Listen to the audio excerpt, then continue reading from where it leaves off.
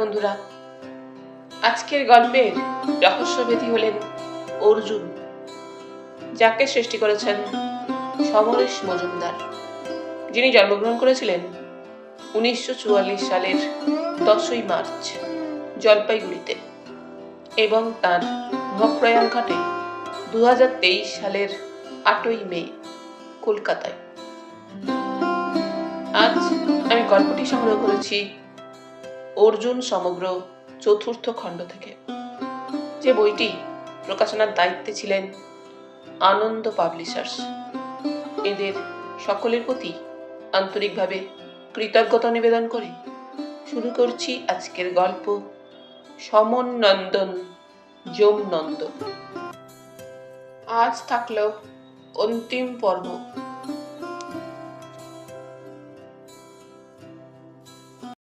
একটু বাদেই পেন্সিল রেখে দিল সমনন্দন। মাথাটা ঈষৎ ঝুঁকল বুকের উপর, তারপর সোজা হয়ে বসল। অর্জুন জিজ্ঞেস করলো, কি হলো? সমনন্দন খাতায় যে লেখা হয়েছিল সেটা পড়ল। একটু আগে তার নিজের হাত দিয়ে যে লেখা বেরিয়েছে তা যেন সে নিজেই জানে না। পড়ার পর বলল, দুষ্ট আত্মা, আবার আবার। অনেকক্ষণ পরে মনে হলো ঘরে কেউ এসেছে। কিরকম একটা অস্বস্তি হলো অর্জুনের, অথচ চোখে কিছু দেখা যাচ্ছে না। সে লক্ষ্য রেখেছিল সমনন্দনের দিকে। সম্মোহন করার কোনো চেষ্টাই লোকটা করছে না। অস্বস্তি তার একার হয়নি, তা বোঝা গেল চৌধুরী মশাইয়ের কথায়। কে? সঙ্গে সঙ্গে পেন্সিলে লেখা হলো, চিনবে না, যাকে ডাকছ তার পক্ষে আসা সম্ভব নয়। কেন? চৌধুরী মশাইয়ের গলা কেঁপে উঠল। তোমরা ওর পূর্বাশ্রমের নাম ধরে ডাকছ। সে জীবন তিনি মুছে ফেলেছেন। মৃত্যুর আগের জীবনই তার শেষ জীবন। তখন তিনি সন্ন্যাসী। তার সন্ন্যাসী জীবনের নাম তো আমি জানি না। তাহলে আশা ছেড়ে দাও। কিন্তু তাকে আমার খুব দরকার। 25 বছর আগে তিনি আমাকে 1.5 লক্ষ টাকা দিয়ে বলেছিলেন রেখে দিতে। তিনি হিমালয়ে যাচ্ছেন। সেই থেকে টাকাটা আমার কাছে আছে, কিন্তু তিনি ফিরে আসেননি। তার টাকা আমি স্পর্শ করিনি। মৃত্যুর আগে ওগুলোর কি গতি করে যাব, সেটাই ওর কাছ থেকে জানতে চাই। চৌধুরী মশাই এক নিঃশ্বাসে বলে গেলেন, এসব নিয়ে ভাবার কোনো কারণ আর তার নেই। তিনি অনেক ঊর্ধ্বে চলে গেছেন। লেখা শেষ হওয়া মাত্র অর্জুন জিজ্ঞেস করল, যমনন্দন কোথায় আছে? কোনো উত্তর লেখা হলো না। পেন্সিল পড়ে গেল খাতার ওপরে। মাথা ঝুঁকে গেল সমনন্দনের। কোনো মতে যন্ত্র বন্ধ করেই সে ওই ভঙ্গিতেই বসে রইল। সর্বনাশ হয়ে গেল। ওপাশ থেকে চৌধুরী মশাই বললেন, কেন? অর্জুন তাকালো। কাল থেকে খুব আশা করেছিলাম বিনয়ের সঙ্গে কথা বলতে পারবো। সে আমাকে বলে দেবে টাকাটার কি ব্যবস্থা করব।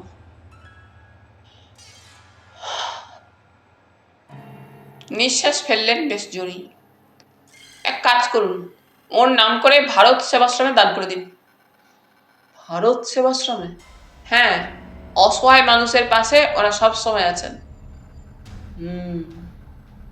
একটা কথা বলবো বাবা, এই টাকাটার কথা যেহেতু কেউ জানে না, তাই তুমি যদি মুখ বন্ধ করে রাখো তাহলে ভালো হয়। চৌধুরী মশাই অনুরোধ করলেন, আপনি চিন্তা করবেন না, তবে আরেকজন সাক্ষী থেকে গেল। অর্জুন বলল, ওর তো চৈতন্য ছিল না, কিছুই কানে যায়নি। সমনন্দনের নারী খুব দুর্বল, ওকে ওখানেই শুইয়ে দেওয়া হলো। ওরা ঘর থেকে বেরিয়ে আসা মাত্র বনমালী উৎফুল্ল গলায় জানালো, ছোট দিদি এসে পড়েছেন। দোতলার বসার ঘরে ওরা বসেছিল। মধ্যবয়সী এক ভদ্রলোক, শীর্ণ চেহারার এক মহিলা, যাকে দেখলেই বোঝা যায় অঞ্জনাদির বোন, একটি বছর চারেকের শিশু। ওদের দেখে চৌধুরী মশাই বেশ রেগে গেলেন। তোমাদের কাণ্ড কারখানা দেখে অবাক হয়ে যাচ্ছি। বিদেশ বিভূতিতে আছো, মেয়েটা জন্ডিস হয়েছে আর আমাদের খবরই দাওনি। জামাই বললেন, আদ্রাতে ভালো ডাক্তার আছে, বিশেষ করে ডক্টর সমরেন্দ্র চট্টোপাধ্যায়, যিনি বই লেখেন। তিনি তো যথেষ্ট ভালো ডাক্তার। তাছাড়া এখন তো ও প্রায় সেরে উঠেছে, তাই আপনাদের বিরক্ত করতে চাইনি। আমরা বিরক্ত হব তা তোমাকে কে বলল? জন্ডিস সেরে গেলেও আবার হওয়ার ভয় থাকে। ওর মুখ থেকে তো এখনো হলদে ভাব যায়নি। বনমালী। হ্যাঁ বলুন বাবু। এখন থেকে ওর সব দায়িত্ব তোমার। বড়দিকে খবর দাও, তাকে বলো ডাক্তারকে জিজ্ঞেস করে খাবারের লিস্ট তৈরি করে আনতে। এখানে ও এখন বিশ্রাম নেবে। ঠিক আছে, আমি এখনই ফোন করে দিচ্ছি। এখনই ফোন করেছি। অতটা জার্নি করে এলো, ওকে চিনির শরবত আর একটা সন্দেশ দাও। জামাই আর সোনামণি জল খাবারের ব্যবস্থা করো। রঞ্জনা হাসল। বাবা, তুমি মিছিমিছি ব্যস্ত হচ্ছ। আমাকে কি কি করতে হবে সব ডক্টর চট্টোপাধ্যায় লিখে দিয়েছেন। আর এখন তো দুপুর, জল খাবার খাওয়ার সময় নয়। ও, তাহলে শরবত আনো। আর হ্যাঁ, একে তুই চিনিস? দেখেছি দিদির বাড়িতে, নাম তো আগেই শুনেছি। উনি এখানে? অর্জুন হেসে ফেলল। আপনাদের কথা শুনে মনে হচ্ছে আমি খুব খারাপ লোক। না না, তা নয়। কারো বাড়িতে ডাক্তার কিংবা পুলিশকে আসতে দেখলে যেমন চিন্তা হয়, তেমনি আপনাকে দেখা মানে কোনো রহস্য রয়ে গেছে বলে মনে হয়।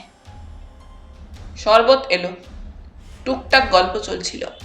অর্জুন লক্ষ্য করছিল চৌধুরী মশাই একবারও ছোট মেয়ে জামাইকে সমন নন্দনের কথা বলছেন না।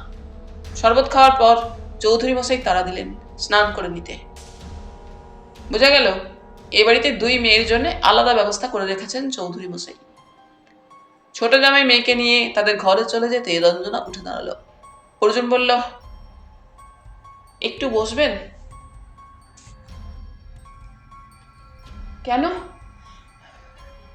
অবাক হলো রঞ্জনা, কিন্তু বসল। আচ্ছা, আপনি আপনার মায়ের আলমারি কখনো খুলেছেন? হঠাৎ এ কথা? রঞ্জনা অবাক। চৌধুরী মশাই বললেন, এমন কিছু বড় ব্যাপার নয়, তুই বল না। হ্যাঁ, খুলেছি। কেন?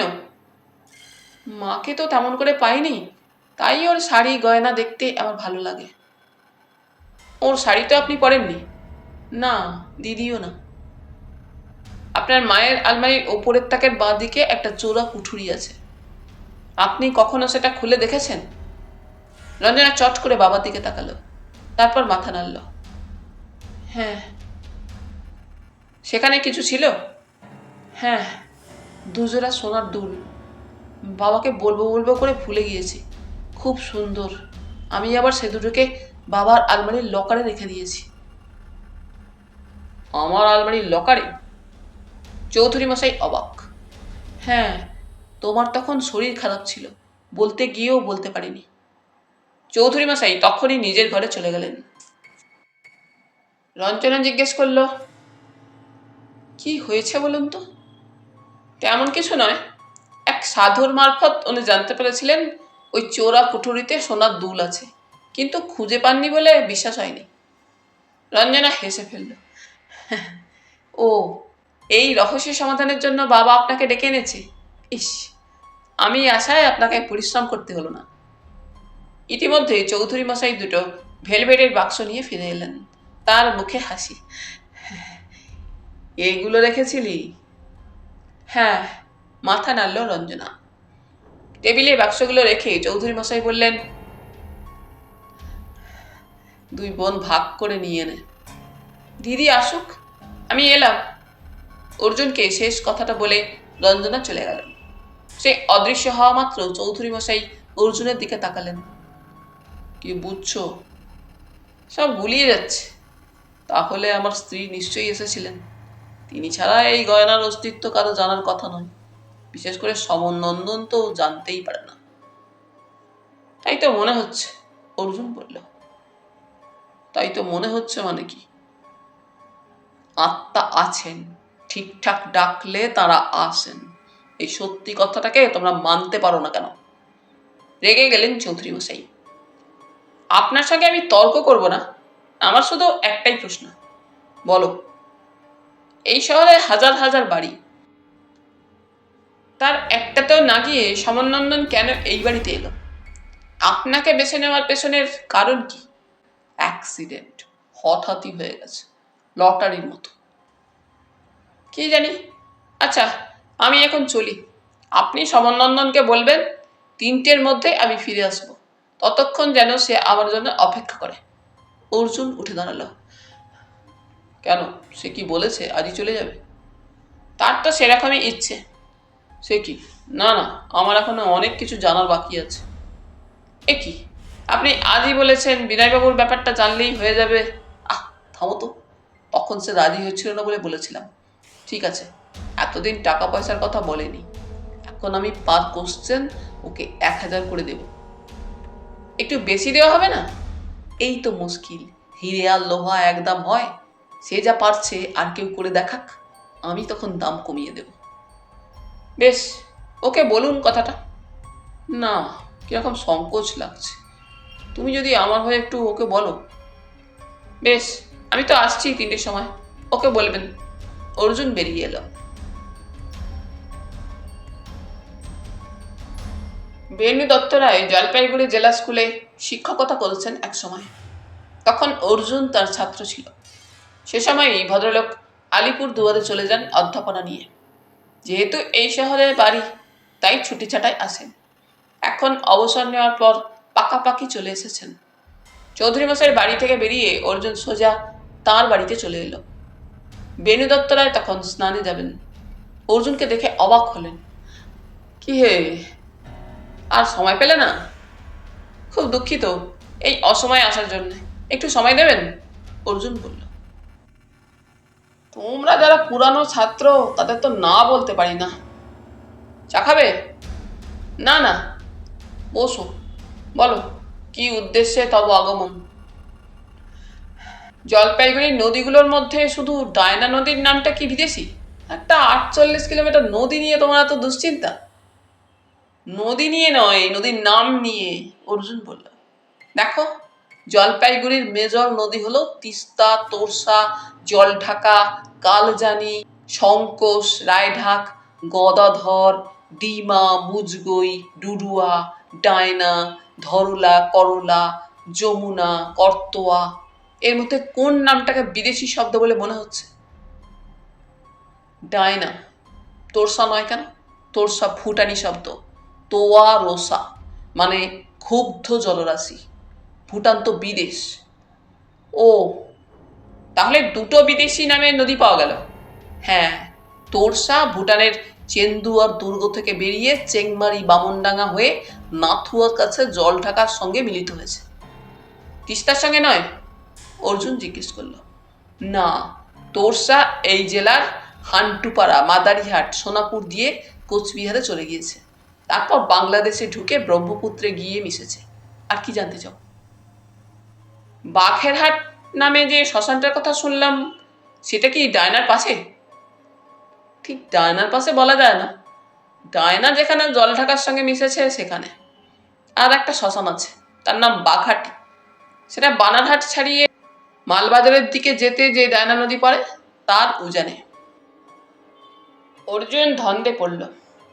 পোড়াগদাই যা বলেছে সেই মতো গেলে শ্মশানটার নাম হবে বাঘাটি। তবে কি লোকটা ভুল করলো? অশিক্ষিত মানুষের মুখে মুখে অনেক নাম বদলে যায়, তাই বাঘাটি হয়তো বাঘের হাট হয়ে গেছে। এদিকে বাঘেরহাট নামেও তো একটা শ্মশান আছে। সে জিজ্ঞেস করলো, এই বাঘের হাটে কিভাবে যাওয়া যায়? সোজা নাথুয়ার বাসে চেপে চলে যাও, ওখান থেকে সাইকেল রিক্সা নিও। আবার বাসে চেপে গয়ের কাটায় গিয়েও নাথুয়াতে যেতে পারো। কিন্তু কি ব্যাপার হে, হঠাৎ শ্মশানের খোঁজ করছো কেন? নতুন কোনো রহস্যের সন্ধান পেয়েছো নাকি? তেমন কিছু নয়। আচ্ছা স্যার, আপনি আত্মায় বিশ্বাস করেন? দূর, মানুষের উপর পুরোপুরি বিশ্বাস জন্মালো না এখনো, আত্মা নিয়ে ভাববার সময় কোথায়? কোটি কোটি মানুষ সৃষ্টির পর থেকে মরেছে, আত্মা থাকলে তারা তো আকাশে গিজগিজ করছে। রবীন্দ্রনাথ করতেন। রবীন্দ্রনাথ তো কর্মযজ্ঞে বিশ্বাস করতেন। উপনিষদ তাকে পথ দেখাতো। ওকে মাপতে যেও না, অন্ধের হস্তি দর্শন হবে। বেণু দত্ত রায় বললেন। দুপুরে খাওয়া শেষ হলে অর্জুন মাকে জানালো তার আজ ফিরতে রাত হবে, তেমন বুঝলে কাল সকালে ফিরবে। মা ছেলের এই জীবন এখন মেনে নিয়েছেন। জিজ্ঞেস করলেন, নতুন কেস পেয়েছিস? ঠিক কেস নয়, অনেকটা কৌতূহল, নিজের সঙ্গে লড়াই। অর্জুন বলল। সে আবার কি? যা আমি বিশ্বাস করি না, যাকে এতকাল কুসংস্কার বলে মনে করেছি, সেটা যখন অনেক প্রমাণ দেখিয়ে সামনে আসে তখন হকচকিয়ে যেতে হয়। আমার এখন সেই অবস্থা। কোথায় যেতে হবে তোকে? একটা শ্মশানে। শ্মশানে মশানে শুধু কৌতূহল মেটানোর জন্য যাওয়া কোনো দরকার নেই। ভয় নেই, একজন সাধু বাবা থাকছেন সঙ্গে। যে সে সাধু বাবা নয়, একেবারে সেই মানুষ সরোবর ফেরত। অর্জুন বলল। বুঝতে পেরেছি, ওই পোড়া গদাইকে অত রাতে এ বাড়িতে আসতে দেখে মনে কু ডেকেছিল। এই যে আগে ভাগে মনে আসাটাকে তোরা তো কুসংস্কার বলে উড়িয়ে দিবি। মা চলে গেলেন। পুরো ব্যাপারটা আরেকবার মনে মনে ঝালিয়ে নিল অর্জুন। চৌধুরী মশাই প্ল্যান সেটে বিশ্বাস করেন। সমনন্দন ওই প্রস্তাব দিতে তার তো রাজি হওয়ারই কথা। আসনে বসে তিনি প্রথমে স্ত্রীকে ডেকেছেন। স্ত্রী তার আলমারির চোরা কুঠুরিতে যে দুল রাখার কথা বলেছেন, এটা সমনন্দনের জানার কথা নয়। পরে রঞ্জনা এলেই জানা গেছে ব্যাপারটা সত্যি। চৌধুরী মশাই নিজের মাকে ডেকেছিলেন। তিনি বলে গেছেন যে রঞ্জনা অসুস্থ এবং জন্ডিস হয়েছে। ফোন করে জানা গেছে ব্যাপারটা সত্যি। এটা হয়তো অলৌকিক নয়। সমনন্দন রঞ্জনার খবর নিয়ে এসে মায়ের বক্তব্য বলে লিখে ফেলতে পারে। কিন্তু পাশাপাশি আরেকটা প্রশ্ন উঠে আসছে, সেটা হাতের লেখা নিয়ে। চৌধুরী মশাই জোর গলায় বলেছেন, স্ত্রীর কথাগুলো যেভাবে লেখা হয়েছে সেইভাবেই জীবিত অবস্থায় তিনি লিখতেন। শুধু স্মৃতির ওপর নির্ভর করে কেউ অন্যের হাতের লেখা ঠিকঠাক নকল করে যেতে পারে না। যখনই কোনো আত্মাকে ডাকা হচ্ছে তখনই মিডিয়াম অসুস্থ হয়ে পড়ছে। সমনন্দনের ক্ষেত্রে ওটা অভিনয় হলেও পুরা গদাই তো অভিনয় করেনি। তার মনে ওই সময় মানসিক চাপ প্রবল হওয়ায় শরীর সইতে পারে না। সমনন্দন যেচে এই অসুস্থতা নিচ্ছে কেন? গুরুদেবকে ডেকে তার সঙ্গে কথা বলতে পারেনি সমনন্দন। তিনি পোড়াগদাইয়ের হাত দিয়ে একটা ধাঁধা লিখে গিয়েছেন। ধাঁধাটাই অবশ্য রহস্য কম, কিন্তু পোড়াগদাইয়ের পক্ষে নিজে থেকে লেখা সম্ভব নয়। কিন্তু যমনন্দনের খবর জানার পর থেকেই সমনন্দন তার সন্ধানে যেতে চাইছে। ওই বাড়িতে আর থাকতে চাইছে না। চৌধুরী মশাই মনে করছেন তার বন্ধু বিনয় মৃত, কিন্তু সঠিক জানেন না। তাকে যতবার ডাকা হচ্ছিল ততবারই সব খারাপ আত্মা আসছিল। শেষে যিনি এলেন তিনি জানিয়েছেন যে জীবিত অবস্থায় নিজের বিনয় সত্তাকে নষ্ট করেই সন্ন্যাসী হয়ে গিয়েছিলেন। তাই ওর পক্ষে ওই নামে ডাকলে আসা সম্ভব নয়। অর্থাৎ বিনয় মারা গিয়েছেন জীবদ্দশায়, মারা গিয়ে সন্ন্যাসী হয়েছেন এবং সেই সন্ন্যাসীও দেহ দেখেছেন। অতএব চৌধুরী মশাইয়ের কাছে রেখে দেওয়া 1.5 লক্ষ টাকা ফেরত নিতে তিনি কখনোই আসবেন না। সমনন্দন এখন যমনন্দনের দর্শন চায়। মজার কথা হলো, এই অজ্ঞাত ব্যাপারটা সে আত্মাদের ডেকে জেনে নিতে পারছে না। এটাই অবাক হওয়ার মতো ব্যাপার। ভালো আত্মারা একটি দুষ্ট আত্মাকে শাস্তি দিতে সাহায্য করছে না কেন? সমনন্দন এবং যমনন্দন মুখোমুখি হলে কি ঘটনা ঘটবে তা জানার কৌতূহল হচ্ছিল খুব। ঠিক 3টের সময় অর্জুন চৌধুরী মশাইয়ের বাড়িতে পৌঁছে গেল। 2 জামাই আর অঞ্জনাদি সোফায় বসেছিলেন। পাশের ডিভানে রঞ্জনা শুয়েছিল। অর্জুনকে ঘরে ঢুকতে দেখে সে উঠে বসতে যাচ্ছিল। অঞ্জনাদি বাধা দিলেন। আরে তুই উঠছিস কেন? শুয়ে থাক। অর্জুন আমার ছোট ভাই। দীপকদা বললেন, অনেক ধন্যবাদ। কারণ? শুনলাম তুমি নাকি বলে গেছো এ সময় এসে ভণ্ডটাকে নিয়ে যাবে। দীপকদা বললেন। অঞ্জনাদি আপত্তি করলেন। এই এভাবে বলো না, সাধু যে ভণ্ড তার প্রমাণ পাইনি এখনো। ছোট জামাই বললেন, উল্টে কয়েকটা সত্যি কথা বলে বিভ্রম তৈরি করেছেন। দূর, ওগুলো কাকতালীয় ব্যাপার। অনেকেই আলমারিতে চোরা কুঠুরি রাখে। মা মারা যাওয়ার ফলে ওটা ভালো করে দেখা হয়নি বলে অঞ্জনারা জানে না। হাতের লেখা বাবার মনের বিভ্রম, আর রঞ্জনার অসুখের খবর নিয়েই ভণ্ডটা এখানে এসেছে। প্রেত বা আত্মায় যদি তোমরা বিশ্বাস করো, তাহলে গ্রামে যারা ডাইনি সন্দেহ করে মানুষ পড়ায় তারা কি দোষ করল? দীপকদা বললেন। মেসোমশাই কোথায়? শুয়ে আছেন। সমনন্দন চলে যাবে বলে মন খারাপ, অঞ্জনাদি বললেন। বোঝো কিরকম সম্মোহন করেছে লোকটা, দীপকদা বললেন। মেসোমশাইয়ের সঙ্গে দেখা করতে পারি কি? হ্যাঁ যাও, দীপকদা হাত নাড়লেন। অঞ্জনাদি ওকে চৌধুরী মশাই শোয়ার ঘরের দিকে নিয়ে যেতেই জিজ্ঞেস করলেন, ওকে নিয়ে তুমি কি বাইরে কোথাও যাচ্ছ? মানে?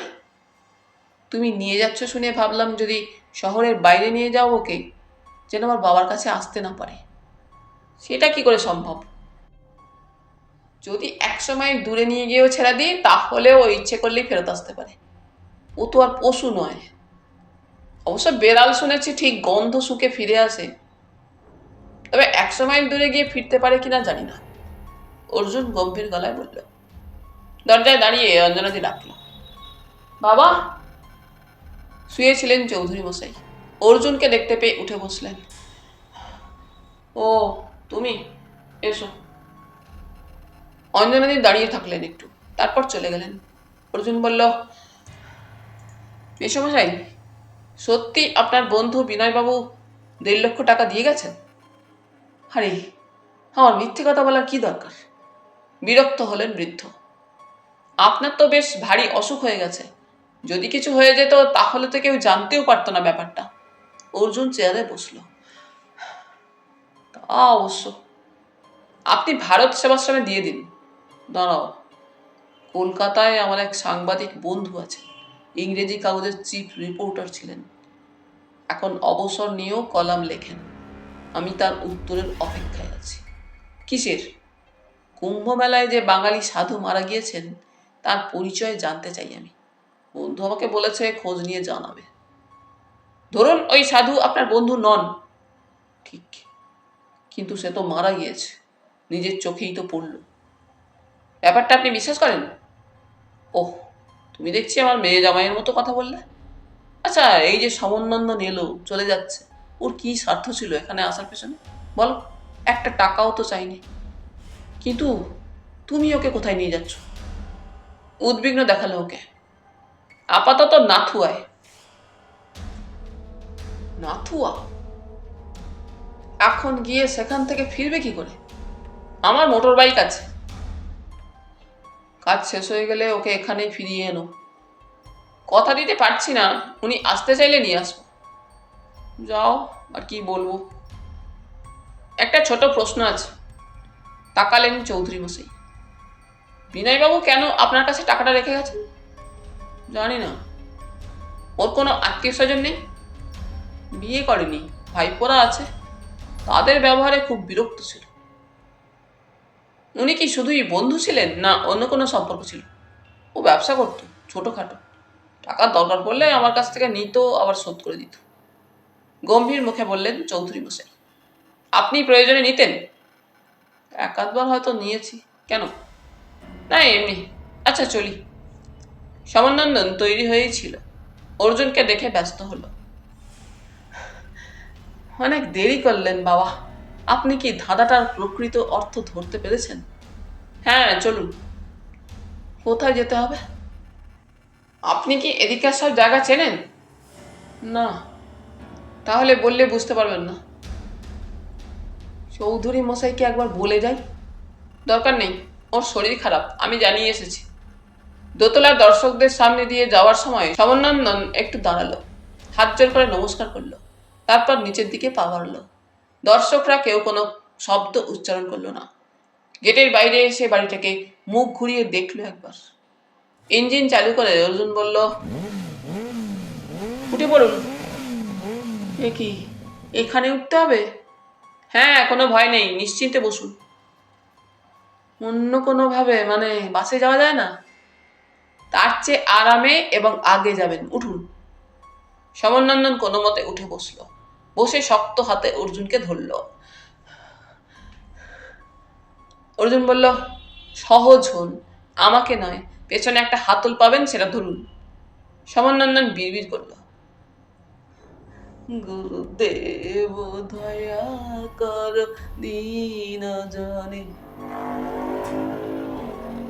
তিস্তা পেরিয়ে বার্নেস, ময়নাগুড়ি বাইপাস, ধূপগুড়ি হয়ে গয়েরকাটায় এসে বাইক থামালো অর্জুন।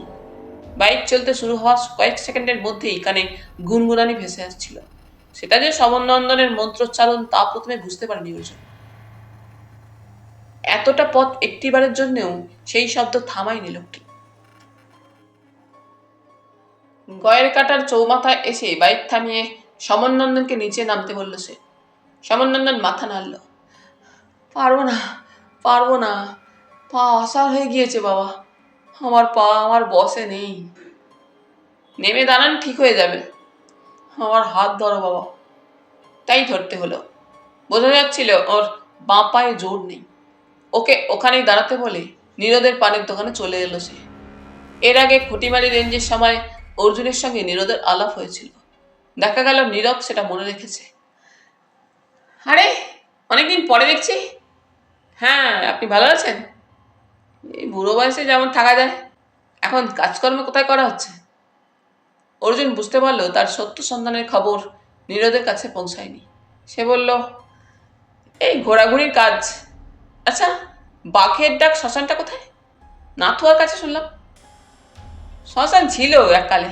2 বছর আগের বন্যায় 2 নদী মিলেমিশে সেটাকে গ্রাস করে দিয়েছে। কিচ্ছুটি খুঁজে পাবেন না। ওদিকে লোকজন ডেড বডি নিয়ে আসে আংরা ভাষায়। শ্মশান না থাক, জায়গাটা তো আছে। না, ওই শ্মশানে রাত দুপুরে বাঘের ডাক শোনা যেত বলে নাম হয়ে গিয়েছিল বাঘের ডাক। শ্মশানও গিয়েছে, নামও কেউ বলে না। সোজা খুঁটিমারির জঙ্গল দিয়ে চলে যাব? হ্যাঁ, তবে সন্ধ্যের পর না যাওয়াই ভালো। কেন? কাগজে পড়েননি? এইসব জঙ্গলে উগ্রপন্থীরা ঘাঁটি গেড়ে বসে আছে। সন্ধ্যের পর তাদের কাজকর্ম বাড়ে, তখন পাবলিক দেখলে খুব বিরক্ত হয়। অর্জুন হেসে ফেললো কথা শুনে, বলল, আপনি এমনভাবে কথাটা বললেন যে আমার মনে হলো ওই অঞ্চলে মানুষ খেকো বাঘ বেরিয়েছে অথবা ভূতের উপদ্রব হয়েছে। নীরদ হেসে বলল, এরা তার ঠাকুরদা, তবে লোকাল লোকেদের ঘাঁটায় না। খুঁটিমারির জঙ্গল এখন অনেক হালকা হয়ে গিয়েছে। দুপাশে গাছপালা, মাঝখানে চওড়া বাঁধানো রাস্তা, মাঝে মাঝে মিলিটারি গাড়ি দেখা যাওয়ায় অর্জুনের মনে হলো নীরদের কথাটা সত্যি। বেশ জোরে বাইক চালিয়ে সন্ধ্যার মুখেই ওরা পৌঁছে গেল নাথুয়ায়। নাথুয়া একটা ছোট্ট গঞ্জ মতো জায়গা। দেখা গেল নীরদের কথাটা সত্যি। স্থানীয় মানুষ বললেন শ্মশান আর নেই। নতুন শ্মশানের জন্য কেউ আর জমি ছাড়তে রাজি নয়। ওদের জিজ্ঞেস করে ওরা যেখানে পৌঁছালো সেখানেই 2টো নদী পরস্পরকে জড়িয়ে ধরেছে। ডায়নার তুলনায় জল ঢাকা অনেক বড়। সিকিম থেকে বেরিয়ে এসে দার্জিলিং, জলপাইগুড়ি, কোচবিহার হয়ে বাংলাদেশে গিয়ে ব্রহ্মপুত্রের সঙ্গে মিশেছে। সেদিক থেকে ডায়না তো মাত্র 48 কিলোমিটার নদী। এখন জল ঢাকায় বেশ জল থাকলেও ডায়না অনেকটাই শীর্ণ। শুকনো পাথরের গা দিয়ে সামান্য স্রোত বয়ে যাচ্ছে জল ঢাকায়। অর্জুন সমনন্দনকে বলল, এই তো বিদেশি নদী এখানে স্বদেশিতে মিশেছে। এর নাম ডায়না আর ওর নাম জল ঢাকা। সমনন্দনের চোখ সঙ্গে সঙ্গে চারপাশে ঘুরল। দূরে কিছু মাটির বাড়ি, টিনের চাল, একটা মুদির দোকান। ডায়নার ধার দিয়ে রাস্তা চলে গেছে। অর্জুন বলল, চলুন। সমনন্দন এবার বাইকে উঠল না, অতএব অর্জুনকেও বাইক নিয়ে হাঁটতে হলো। মুদির দোকানে 2জন লোক বসে গল্প করছে। গ্রাম্য মুদির দোকানের চেহারা একই রকম। হঠাৎ একজন লোক সমনন্দনকে দেখে উঠে দাঁড়িয়ে হাত জোর করল। কবে এলেন বাবা? সমনন্দনও হাত জোর করল। এই তো এখনই। আপনার গলাটা অন্যরকম শোনাচ্ছে। লোকটার চোখ ছোট হলো। না তো, আমার কণ্ঠস্বর ঠিকই আছে। সেবার এখানে যে ঝামেলাটা হলো সেটা মাথা গরম কয়েকটা ছোকরার জন্য। আসলে যখন শ্মশান ছিল তখন আপনাদের মতো সাধু বাবারা সেখানে এসে ঘর তৈরি করতেন, গাঁজা ভাং খেতেন, সাধনা করতেন, কারো চোখে লাগতো না। এই যে আপনি বটগাছ তলায় আখড়া করতেন, সেটাই হয়ে গেল কাল। বটগাছ হলো নটবর রায়ের সম্পত্তি। সে ভাবলো বেশি দিন থাকলে ওটা তার হাতছাড়া হয়ে যাবে, দিল ছোকরাগুলোকে খেদিয়ে। আপনারা কি বলছেন আমি বুঝতে পারছি না বাবা, অবাক হয়ে বলল সমনন্দন। অর্জুন অনুমান করলো, করা মাত্র সে সক্রিয় হলো। ওই কারণেই ইনি এসেছেন আজ। নটবরবাবুকে বলবেন তার কোনো চিন্তা নেই, উনি সাধু মানুষ, বেশি দিন এখানে থাকতেনও না, সেবার বিদায় না নিয়ে চলে যেতে হলো বলে এসেছেন। মুদির দোকানদার বলল, আপনাকে তো চিনলাম না বাবু। আমি সত্য সন্ধানী, আমার নাম অর্জুন। লোকগুলো কিছুই বুঝলো না। একজন আরেকজনের কানের কাছে মুখ নিয়ে গিয়ে বলল, পুলিশ। অর্জুন মাথা তুলল, না দাদা, আমি পুলিশ নই। এই যে বললেন সত্য সত্য, লোকটি পুরো শব্দ উচ্চারণ করতে পারল না। সত্য সন্ধানী, আমি রহস্যে ঢাকা সত্যকে সন্ধান করি। আচ্ছা, এই সাধু বাবাকে দেখে আপনাদের মনে হচ্ছে ইনি আগে এখানে ছিলেন? অর্জুন জিজ্ঞেস করল। বাহ, মনে থাকবে না, ওই বটগাছটার নিচে ওর আঁকড়া ছিল, কত লোক আসতো ওর কাছে। অমাবস্যা রাত্রে উনি ভূত প্রেতের সঙ্গে কথা বলতেন। ঠিক এই সাধু বাবা? হ্যাঁ মশাই, সবাই বেশ জোর দিয়ে বলল। সমনন্দন তীব্র প্রতিবাদ করল, মিথ্যে কথা, আমি কখনোই এখানে আসিনি। হাসেননি? এখানে আপনার ঝোলা চুরি যায়নি? শহর থেকে যে লোকটা এসে আপনার পা টিপত, সে ঝোলা চুরি করে হাওয়া হয়ে যায়নি? না, এই তো আমার ঝোলা, এটা তো কখনো চুরি যায়নি। সমনন্দন অর্জুনের দিকে তাকালো। এরা কি বলছেন, আমি তো তার কিছুই বুঝতে পারছি না বাবা। অর্জুন মাথা নাড়ল। সে দেখতে পাচ্ছিল একটু একটু করে ভিড় বাড়ছে। যারা আসছে তারা সবাই সমনন্দনকে চিনতে পারছে। সে মুদির দোকানদারকে জিজ্ঞেস করলো, উনি এখান থেকে কোথায় চলে গিয়েছিলেন তা কি আপনারা জানেন? না, তবে শুনেছি বানারহাটে কেউ কেউ ওকে দেখেছে। ওর বিরুদ্ধে আপনাদের কোনো অভিযোগ আছে? ও ঝোলা চুরি যাওয়ার আগে সবার সঙ্গে ভালো ব্যবহার করতেন। হিমালয়ে যেখানে সাধনা করেছেন তার কাহিনী শোনাতেন। ঝোলা চুরি যাওয়ার পর হঠাৎ ব্যবহার পাল্টে গেল। রেগে গেলেই দুষ্টু আত্মাকে ডেকে শাস্তি দেওয়ার ভয় দেখাতেন। অর্জুন সমনন্দনকে বলল, উঠুন। ভিড় বাড়তে দেখে সমনন্দন যে ভয় পেয়েছিল তাতে সন্দেহ নেই। সুরসুর করে মোটর বাইকের পেছনে উঠে পড়ল। সঙ্গে সঙ্গে এক প্রৌঢ় ছুটে এলো। বাবা, তুমি আমার ছেলের সঙ্গে কথা বলিয়ে দাও, তুমি যে টাকা চেয়েছো তাই তোমাকে দেব। অর্জুন আর সময় নষ্ট করলো না, দ্রুত বাইক চালিয়ে ডান নদীর পাশের রাস্তা ধরে চলে এলো অনেকটা দূরে। এখন সন্ধ্যা, চারপাশে অন্ধকার, তবে চাঁদ উঠবে উঠবে করছে। এদিকে জনবসতি নেই, সামনে শুকনো নদী, পেছনে জঙ্গল। রাস্তার একপাশে বাইক দাঁড় করিয়ে অর্জুন সমনন্দনের দিকে তাকালো। এত মানুষ কি একসঙ্গে ভুল কথা বলছে? মানে? আধা অন্ধকারে সমনন্দনের মুখ দেখা যাচ্ছিল না। চৌধুরী মশাইয়ের বাড়িতে যাওয়ার আগে আপনি কোথায় ছিলেন? আমি মানস সরোবর থেকে নেমে এসে খুঁজতে খুঁজতে ওখানে পৌঁছেছিলাম। মানস সরোবরে চৌধুরী মশাইয়ের ঠিকানা কেউ আপনাকে বলেছিল? না না, হঠাৎই ওর বাড়িতে ঢুকে পড়েছিলাম। আপনি কি সত্যি কথা বলছেন? এখানকার মানুষ এখানে আপনাকে দেখেছে। পোড়াগদাই আপনার ঝোলা চুরি করেছে, যার মধ্যে রুদ্রাক্ষ ছিল। সেগুলো ফেরত পাওয়ার জন্য আপনি ব্যস্ত হয়েছেন। এখানেও টাকার বিনিময়ে মৃত আত্মীয়দের নিয়ে এসে কথা বলিয়ে দিয়েছেন। আপনার উদ্দেশ্য কি বলুন তো? বিশ্বাস করুন বাবা, আমি নই। যমনন্দন নিশ্চয়ই আবার ছদ্মবেশ ধারণ করেছে। ওকে দেখে লোকে আমি বলে ভুল করছে। যমনন্দনকে কেমন দেখতে? আমার মতো লম্বা, তবে মুখে দাড়ি, বাবরি চুল, পাহাড়ে পা পিছলে পড়েছিল বলে চোট পেয়ে একটা পা টেনে টেনে হাঁটে। অর্জুন এরকমটাই অনুমান করেছিল, কিন্তু যাচাই করতে ছাড়ল না। তা যমনন্দনের রুদ্রাক্ষ যদি চুরি হয়ে যায়, তাহলে যে কোনো মৃত আত্মাকে জিজ্ঞেস করলেই তো সে জানতে পারবে ওগুলো কোথায় আছে। আপনিও তো পারেন। না, পারি না, ব্যক্তিগত কোনো প্রশ্ন করা যায় না। কথাটা এর আগেও বলেছিল সমনন্দন। আপনাদের গুরুদেব একই ব্যক্তি? ব্যক্তি বলবো না, তিনি ঈশ্বরের অংশ। হ্যাঁ, আমরা গুরু ভাই। তার নাম কি? জমানন্দ। মানস সরোবরে তো প্রচন্ড শীত, আপনারা কিভাবে থাকতেন?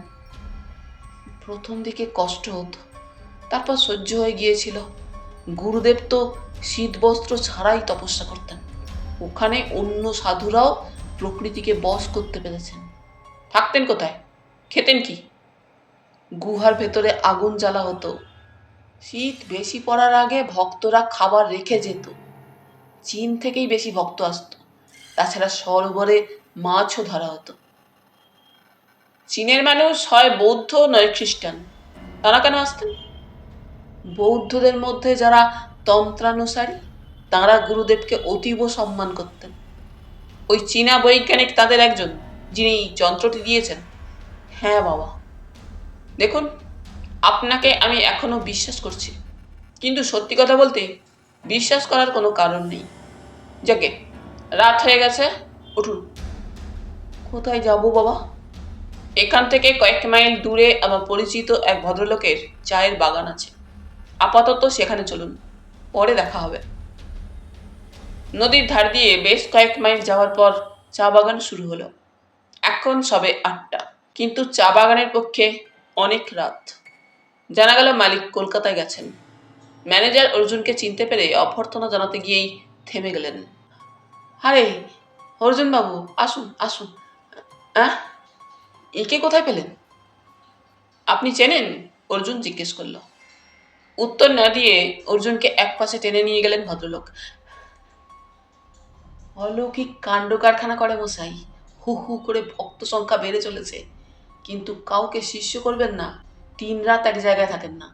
সবাই বলে মাঝরাত্রে আত্মারা এসে ওর সঙ্গে কথা বলে। কেউ দেখেছে? নিশ্চয়ই, না হলে গল্পটা ছড়ালো কি করে? মুশকিল। মানে, এই লোক তো সেই লোক নাও হতে পারে। সে কি? ম্যানেজার ঘুরে তাকালেন। না, ভুল হয়নি, একই লোক। আচ্ছা, সেই সাধু কি সহজে চলাফেরা করতেন? না, একটু পা টেনে টেনে হাঁটতেন। ইনি সেভাবে হাঁটেন না। শেষ কোথায় ওকে দেখা গেছে? দাঁড়ান, একজন ওর সঙ্গে সবসময় থাকতো, তাকে ডাকি। কে? একজন কুলি সর্দার।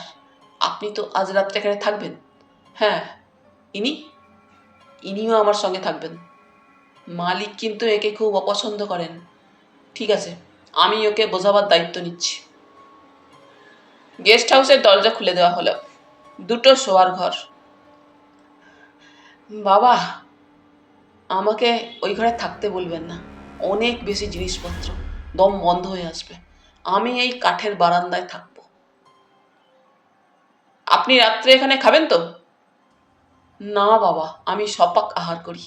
যদি অসুবিধে না হয় একটু চাল ডাল দিলে ফুটিয়ে নিতে পারি। সেই ব্যবস্থা হলো। অর্জুন লক্ষ্য করছিল সমনন্দন কোনো নেশা করে না। সাধু বাবারা সাধারণত গঞ্জিকা সেবন করেন, এর সেই অভ্যেস নেই।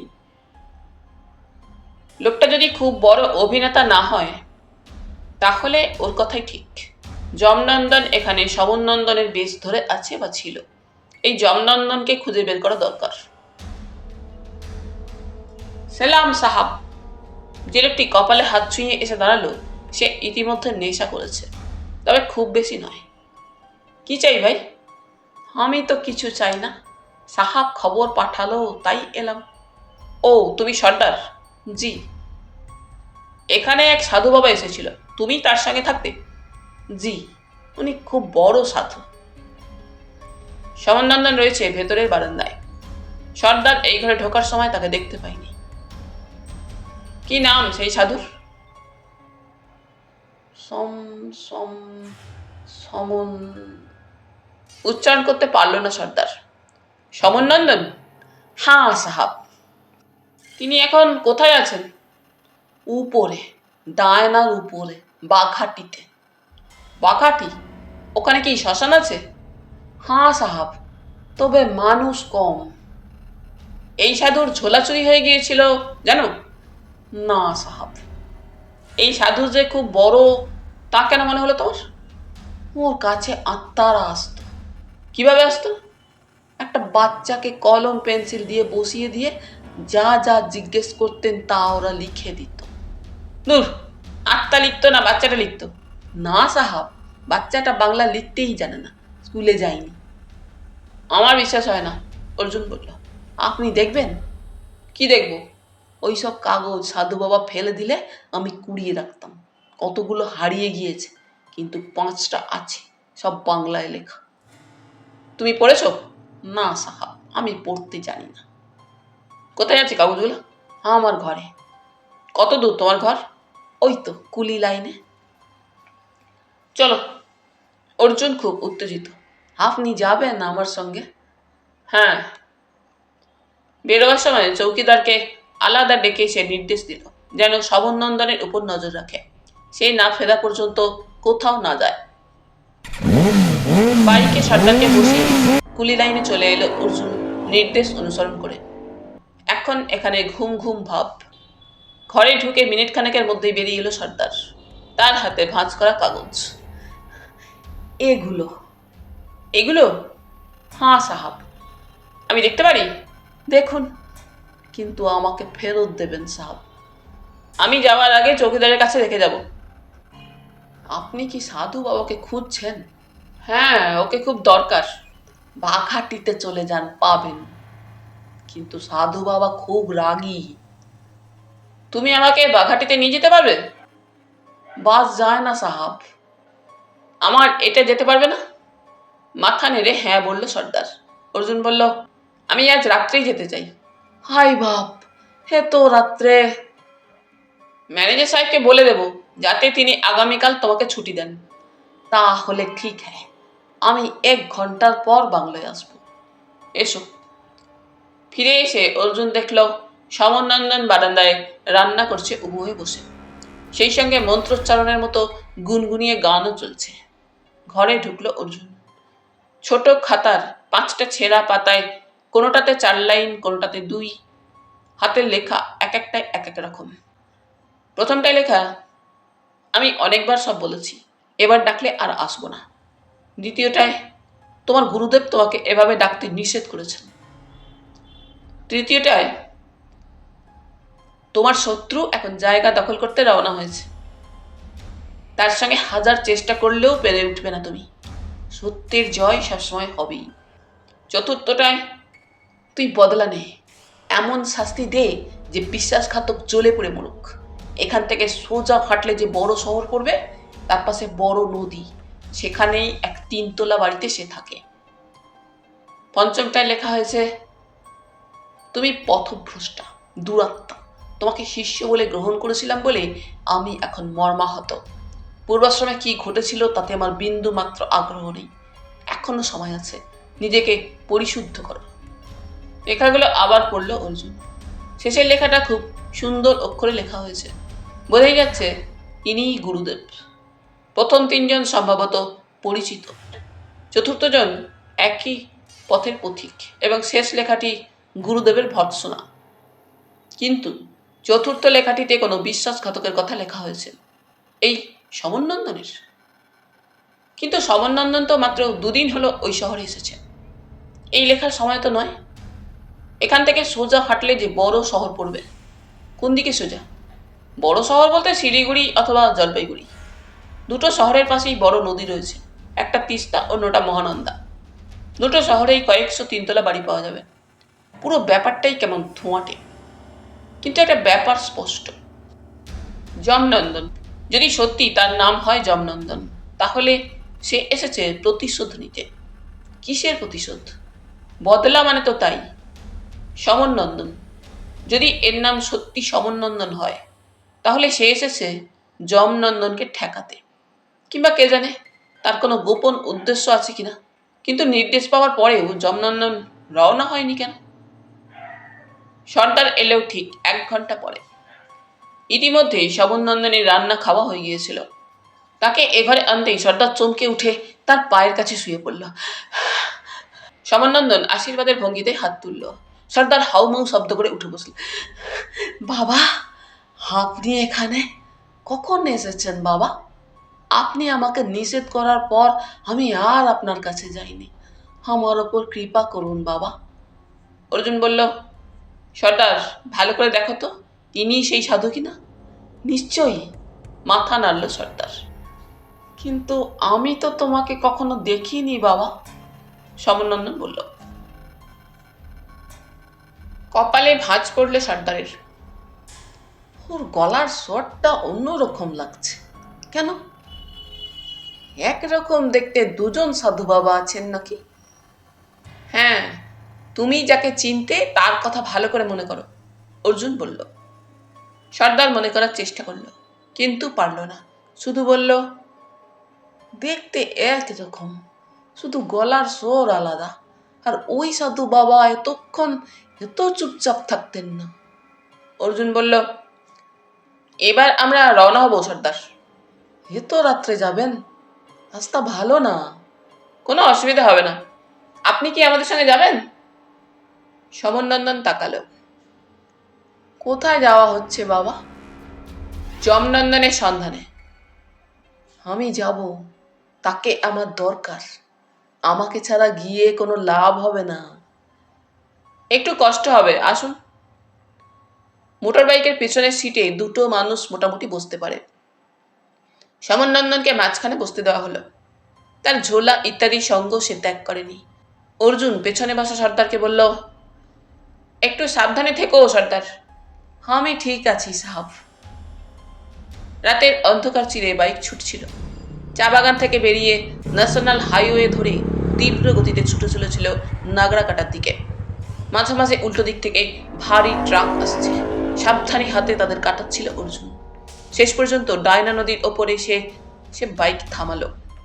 এখন চাঁদের আলোয় নদীর বুক দেখা যাচ্ছে। বেশিরভাগই নুড়ি পাথর। এক পাশ দিয়ে সামান্য জল বইছে। অর্জুন জিজ্ঞেস করল, সর্দার, কোন দিকে যাব?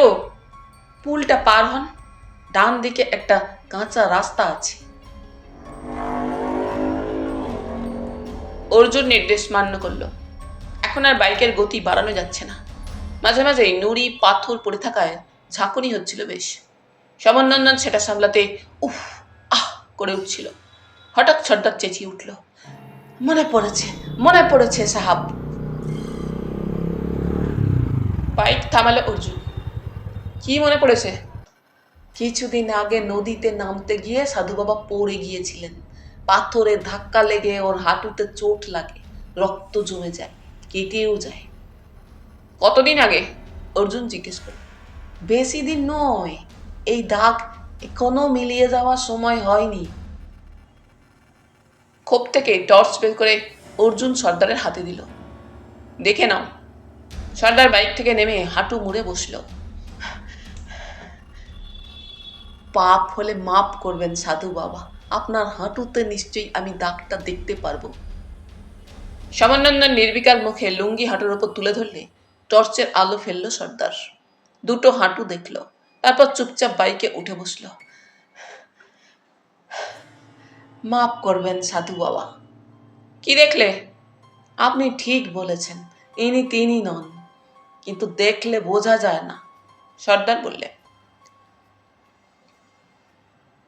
প্রায় আধ ঘন্টা বাইক চালানোর পর রাস্তার যা অবস্থা হলো তাতে বাইক চালানো সম্ভব নয়। বাইকটাকে সঙ্গে নিয়ে হাঁটাও যাচ্ছিল না। পাথর উঁচু নিচু জমিতে রাস্তাটা দুর্গম হয়ে উঠেছিল। অর্জুন বাঁদিকের একটা ঝোপের পেছনে বাইকটাকে রেখে তালাচাবি দিয়ে দিল। কোনো মানুষ এদিক দিয়ে গেলে চট করে দেখতে পাবে না। সমনন্দন কোনো কথা বলছিল না। ডায়না নদী ক্রমশ ছোট হয়ে আসছে চওড়ায়। জল তাই চোখে পড়ছিল। অর্জুন ঘড়ি দেখল, মধ্যরাত। আরো কিছুটা যাওয়ার পর দূরে জনবসতি চোখে পড়ল। অন্ধকারে ঢাকা পড়ে আছে একটা ছোট্ট গ্রাম। সর্দার দূরের একটা জায়গা আঙুল তুলে দেখালো। ওই হলো বাঘাটি শ্মশান, আর ওই হলো বাঘাটির গ্রাম। বাঘাটির শ্মশানেই সেই সাধু বাবা থাকেন? তাই তো শুনেছি সাহাব। দূর থেকে আগুনটাকে দেখা গেল। কাঠ জ্বালিয়ে আগুন তৈরি করা হয়েছে। তারপর স্পষ্ট হলো আগুনের চারপাশে ঘুরছে কেউ। সমনন্দন দাঁড়িয়ে পড়ল। সর্বনাশ! মানে এই প্রক্রিয়া করতে ওকে অনেকবার নিষেধ করেছেন গুরুদেব। কি প্রক্রিয়া? অগ্নিমন্থন। এটা কি হয়? অগ্নির তেজ সংগ্রহ করে মানুষের উপকার এবং অপকার দুটোই করা যায়, কিন্তু ও কারো উপকার করবে এটা আর ভাবতে পারি না। ইনি যমনন্দন? অবশ্যই, আমি যাই। না, দাঁড়ান, আপনি প্রথমে যাবেন না। অর্জুন কঠোর হলো। সে কি, ওকে খুঁজতে আমি এত দূরে এসেছেন, আর এসেছেন যখন তখন ওর কাছে যাবেনও, কিন্তু আমি চাই না ও প্রথমেই আপনার উপস্থিতি জানতে পারুক। আপনি একটু দূরে অপেক্ষা করুন, আমি না ডাকলে কিছুতেই আগে যাবেন না। না, এ হতে পারে না, আমাকে যেতেই হবে। আপনি আমার কথা বোঝার চেষ্টা করুন। আচ্ছা, আমি যাওয়ার মিনিট 10 পরে না হয় আপনি যাবেন, ঠিক আছে? অর্জুন এগিয়ে গেল। মূর্তিটি স্পষ্ট হলো। হাত 10 দূরে পৌঁছে অর্জুন বুঝল কেন এখানকার সব মানুষ একই ভুল করছে। যমনন্দন আর সমনন্দনের চেহারার মধ্যে প্রচুর মিল আছে। কে কে ওখানে? মধ্যরাত্রির এই নিস্তব্ধ প্রহরে এখানে আসা সাহস হলো? মূর্তি থেমে গেল এবং চিৎকার ভেসে এলো। আমার নাম অর্জুন, আপনার সঙ্গে কিছু ব্যক্তিগত কথা আছে। মূর্খ, একজন গৃহীর সঙ্গে আমার কোনো ব্যক্তিগত কথা থাকতে পারে না। তুই অবিলম্বে এখান থেকে দূর হ, নইলে আমি তোমাকে ভস্ম করে দেব। সেটা সম্ভব নয়, কারণ রুদ্রাক্ষগুলো এখন আপনার কাছে নেই। খামোখা উত্তেজিত হবেন না, ওই ব্যাপারে কথা বলতেই আমি এসেছি, অর্জুন বলল। যমনন্দন স্থির হয়ে দাঁড়িয়ে রইল। অর্জুন এগিয়ে এলো ওর সামনে। নমস্কার। কে তুই? মুখ বিকৃত করলো যমনন্দন। আমি আমার নাম আপনাকে বলেছি। আপনার ঝোলার রুদ্রাক্ষগুলো এখন শিলিগুড়িতে আছে, আপনি সেগুলো ফেরত চান? অর্জুন জিজ্ঞেস করল। অবশ্যই। শিলিগুড়ি? শিলিগুড়ি, হ্যাঁ, পাশেই একটি বড় নদী আছে, কি যেন নাম? মহানন্দা। অর্জুন হাসল। সেখানে এক 3তলা বাড়িতে তস্করের বাস। 3তলা বাড়ি? তুমি জানলে কি করে? জেনে গেছি, কিন্তু আপনি তো রুদ্রাক্ষের সন্ধানে এখানে আসেননি। না, আসিনি। তোমার বাড়ি কোথায়? জলপাইগুড়িতে। পাশেই বিরাট নদী তিস্তা, সেখানে 3তলা বাড়ির সংখ্যা 1000-এর কাছাকাছি। আপনি যার সন্ধানে এসেছেন তিনি কি সেখানে থাকেন? অর্জুনের প্রশ্নের জবাব না দিয়ে নিভে আসা আগুনে কাঠ ফেলল যমনন্দন। অর্জুন বলল, কিন্তু আপনার গুরুদেবের নিষেধ সত্ত্বেও আপনি এসেছেন। সঙ্গে সঙ্গে ঘুরে দাঁড়ালো যমনন্দন। কে তোমাকে সব কথা বলেছে? আপনি যার ছদ্মবেশ ধারণ করে আছেন সে। আচ্ছা, তুমি সমনন্দনকে চেনো? হ্যাঁ, আমি জানি আপনার নাম যমনন্দন। বুঝতে পেরেছি, সেই গর্ধব তোমাকে এসব গোপন কথা বলে ফেলেছে। খুব অন্যায় করেছে। এ কথা জানলে গুরুদেব ওকেও ত্যাগ করবেন। সেটা সম্ভব নয়, কারণ তার শরীর এখন মানস সরোবরের নিচে শুয়ে আছে। সে কি, কি বলছো তুমি? আপনি ওর আশ্রয় থেকে বিতাড়িত বলে এসব খবর জানেন না। হঠাৎ যমনন্দন মাটিতে বসে পড়ল। দ্রুত একটা কাঠি দিয়ে কিছু আঁকা আঁকি করে হাত বাড়িয়ে একটা ছোট জ্বলন্ত কাঠ তুলে ওর মধ্যে রাখলো। তখনই সমনন্দন আড়াল থেকে ছুটে এলো। না, তুমি এটা করতে পারো না, কিছুতেই না। বাধা পেয়ে উঠে দাঁড়ালো যমনন্দন। ও, তুই এটাকে পথ দেখিয়ে নিয়ে এসেছিস? এত সাহস তোর? আমি কি পারি কি না পারি তা তোকে দেখিয়ে দিচ্ছি। যমনন্দন, কেন তুমি এইসব কুকাজ করছো? চলো হিমালয়ে ফিরে যাই আমরা, আবার মন দিয়ে গুরুদেবের প্রদর্শিত পথে সাধনা করি, তাতেই আমরা শান্তি পাবো, বলল সমনন্দন। সঙ্গে সঙ্গে মাথা নেড়ে না বলল যমনন্দন। অর্জুন এগিয়ে এলো ওদের কাছে। আপনার কি চাই? টাকা। মুখটা বিভৎস দেখালো যমনন্দনের। ছি, ঠিক তোমাকে, সমনন্দন বলল। অনেক হয়েছে, এত বছর ধরে সাধনা করলাম, কি পেলাম? কিচ্ছু না। প্রেতগুলোকে ধরে ধরে আনতাম, কিন্তু নিজের জন্য কিছু চাইতে পারতাম না। ওই বেটা যমানন্দ বলতো, মানুষ মারা গেলেও তার অভিজ্ঞতা মারা যায় না। তোমরা আত্মার কাছ থেকে সেই অভিজ্ঞতা গ্রহণ করবে, করে ভবিষ্যৎকে দিয়ে যাবে। ওসব দান করা আমার দ্বারা হবে না। যমনন্দন বলল, আপনি চীনে বৈজ্ঞানিকের যন্ত্র ছাড়াই আত্মা নামাতে পারতেন? পারি। যেসব আত্মা মহাকাশে যেতে পারেনি, পাপের ভারে পৃথিবীর আকাশে ঘুরপাক খাচ্ছে, তাদের নিয়ে আসতে পারি। কিন্তু সেই বেটারা এত পাপী যে কিছুই দিতে পারে না। হঠাৎ যমনন্দন সমনন্দনের ঝোলার দিকে তাকালো। তোমার কাছে যন্ত্রটা আছে? সঙ্গে সঙ্গে পিছিয়ে গেল সমনন্দন। আছে, কিন্তু তুমি কখনো এটাকে পাবে না।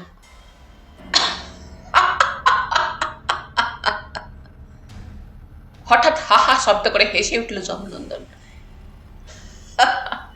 সমনন্দন, তুমি এর আগে কতবার আমার বাহুবলের কাছে হার মেনেছ স্মরণে আছে?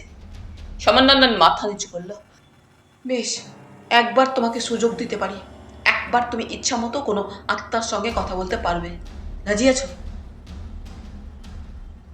তোমাদের দুজনের শারীরিক শক্তি আমার চেয়ে বেশি, তাই রাজি হচ্ছি। তাই হবে। কথা বলার পর তুমি হিমালয়ে ফিরে যাবে। পাগল, ওই ঠান্ডায় নিরস জায়গায় কেউ ফিরে যায়? কার সঙ্গে কথা বলতে চাও তুমি? আর কার সঙ্গে? গুরুদেব যমানন্দ। না, তিনি তোমাকে অনুগ্রহ করবেন না। হঠাৎ হেসে উঠল যমনন্দন। তোমাকে পরীক্ষা করছিলাম আমি। তোমার ওই যন্ত্র ছাড়াই প্ল্যানচেটে আমি তাদের সঙ্গে বাক্যালাপ করেছি। তবে হ্যাঁ, খুব অল্প সময়ের জন্য ওরা পৃথিবীতে থাকতে পারতেন। যন্ত্র ছাড়াই? সমনন্দন হতভম্ব হয়ে গেল। হ্যাঁ, তুমি যাদের ডেকে আনছো তারা আমার সঙ্গে দেখা না করে ফিরে যাবে, এ তো হতেই পারে না। তুমি যখনই ওই যন্ত্রটা চালু করতে, আমি তখনই প্ল্যানচেট শুরু করতাম। অর্জুন জিজ্ঞেস করল, কি করে বুঝতেন যে যন্ত্রটা চালু হয়েছে? তার উত্তর তোমাকে দেব না ছোকরা।